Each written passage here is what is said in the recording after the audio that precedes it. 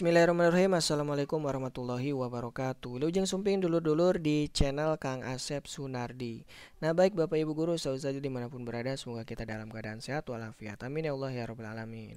Video kali ini saya akan membahas sedikit tentang pengajuan bantuan insentif, di mana kualifikasinya yang tadinya 8 poin sekarang menjadi 7 poin. Nah kira-kira apa yang hilang dari persyaratan ini? Silahkan simak video ini sampai selesai.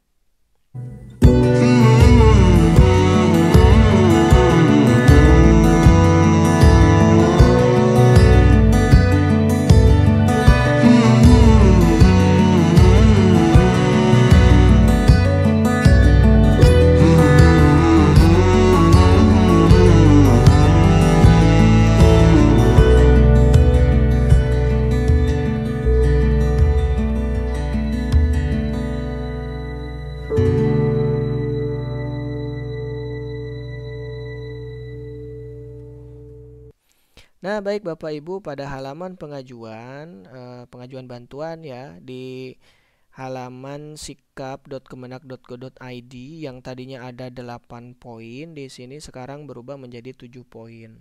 Nah, apa yang hilang? Yang hilang itu adalah riwayat pendidikan pesantren yang pernah saya bahas di video saya sebelumnya, yang mana ya? Yang ini nih. Nah, ini ya.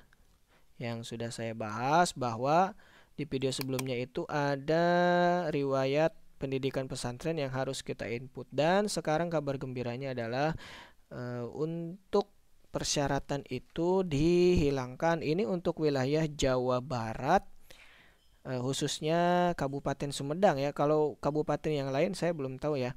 Intinya untuk Jawa Barat di sini sudah dihilangkan untuk pendidikan pesantrennya. Saya nggak tahu nanti akan kedepannya bagaimana ya, mudah-mudahan tetap saja seperti ini.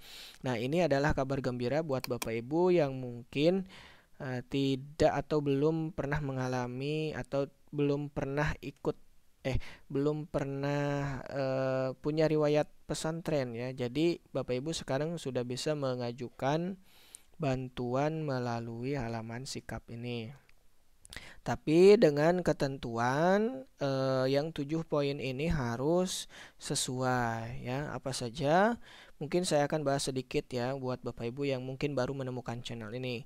Yang pertama, status pegawai itu adalah non PNS dan non P3K ya, non PNS dan non P3K, dan juga belum mempunyai tunjangan profesi atau sertifikasi. Nah, sesuai dengan Juknis pada ini ya, Juknis halaman seberanya.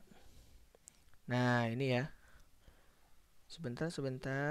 Nah, ini. Nah, Bapak Ibu, sesuai dengan Juknis. Nah, jadi untuk penerimanya itu tidak berstatus sebagai penerima tunjangan profesi guru dan tidak berstatus sebagai aparatur sipil negara ASN, TNI atau Polri ya. Itu ya untuk poin nomor 1. Nah, kemudian Bapak Ibu, TMT maksimal 1 Januari 2022. Nah, di grup WA ada yang memasukkan TMT-nya sama 1 Januari 2022. Alhasil di sini jadi tanda silang merah ya di sini. Berarti ini jangan sama seperti yang dikualifikasi, minimal dipundurkan saja. Saran saya kalau misalkan mau masuk itu 1 tahun sebelum 1 Januari 2022, karena memang di sini mana ya, telah melaksanakan, nah ini ya, telah melaksanakan tugas mengajar sekurang-kurangnya sejak 1 Januari 2022. Jadi sebelum 1 Januari 2022. Kalau misalkan mau diambil semester sebelumnya, berarti Bapak Ibu bisa mengambil TMT-nya itu per tanggal berapa ya? Pokoknya bulan Juli ya. Bulan Juli tahun 2021 itu udah maksimal, atau Desember. Itu bisa saja ya dimasukkan Desember, tapi kayaknya enggak ini ya. Kalau misalkan Desember terlalu dekat dengan 1 Januari 2022-nya. Nah, minimal 1 semester lah ya. Seperti itu ya. Ini untuk TMT-nya. Kemudian Bapak Ibu, di sini ijazah juga minimal harus SMA. Nah, ada yang bertanya apakah yang diupload itu ijazah SMA saja atau dari SD. Nah, saya sarankan Bapak Ibu untuk melengkapi data di halaman portofolio masuk ke pendidikan. Itu yang diupload itu saya sarankan dari SD, SMP, SMA. Jangan yang SMA saja ya, maksudnya apa? Supaya berurutan saja seperti itu. Tapi saya juga belum mencoba sih sebenarnya untuk yang ijazah SMA saja apakah bisa masuk atau tidak ya. Nah, baik itu ya. Kemudian Bapak Ibu, untuk KTP, NPWP, rekening, nah ini harus atas nama yang sama. Ini banyak sekali nih yang bertanya tentang NPWP dan rekening.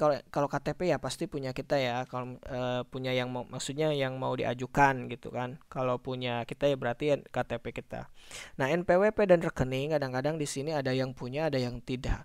Nah, Bapak Ibu, karena di sini memang di 7 poin ini wajib kita mengupload di sini di menu portofolio administrasi dan tugas mengajar, wajib punya NPWP dan punya rekening. Nah, ada juga yang bertanya, Pak, ini NPWP-nya harus nama pribadi, nama kita, atau boleh nama orang lain atau saudara atau yang lainnya. Nah, saya sarankan Bapak Ibu memang NPWP nomor rekening itu harus atas nama kita yang mengajukan. Nah, NPWP kalau misalkan belum ada, silahkan Bapak Ibu buat terlebih dahulu. Videonya saya sudah bahas di sebelumnya ya.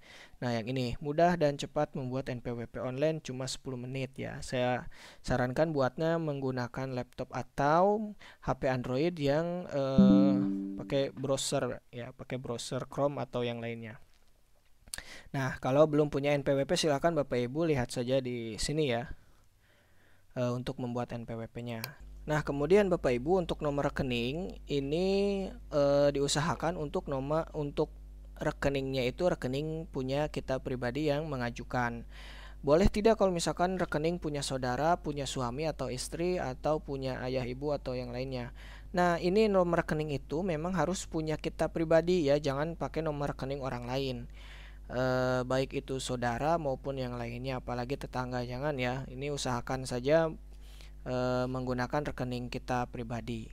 Nah, Bapak Ibu, kalau misalkan belum punya rekening, silahkan nanti buat saja ke bank terdekat terlebih dahulu, karena memang ketika pencairan itu kita tidak akan menggunakan tidak akan kalau untuk kabupaten saya ya, yang sudah sih nanti kita akan dibuatkan rekening yang baru, maksudnya mungkin supaya pencairannya lebih gampang gitu. Nanti tinggal pihak Kemenag Kabupaten kerjasama dengan bank mana, nanti kita akan dibuatkan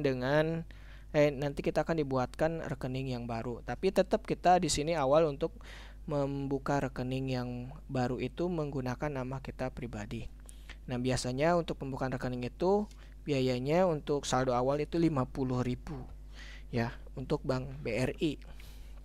Nah, Bapak Ibu begitu ya untuk penjelasan tentang upload rekening. Kemudian untuk input jadwal mengajar, Bapak Ibu bisa lihat di video saya sebelumnya yang ini ya, atau juga bisa masuk ke halaman playlist. Di sini masih ada nggak ya? Nah, di sini ada sikap dan sipdar. Buka saja playlistnya. Di sini ada cara. Nah, ini udah saya bahas lengkap.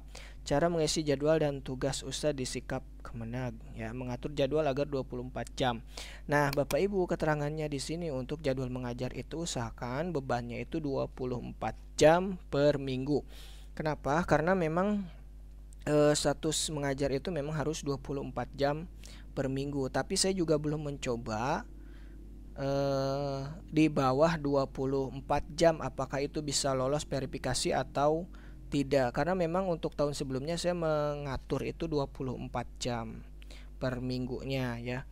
Nah, nanti Bapak Ibu bisa lihat saja nanti di video saya yang tadi yang mana ya?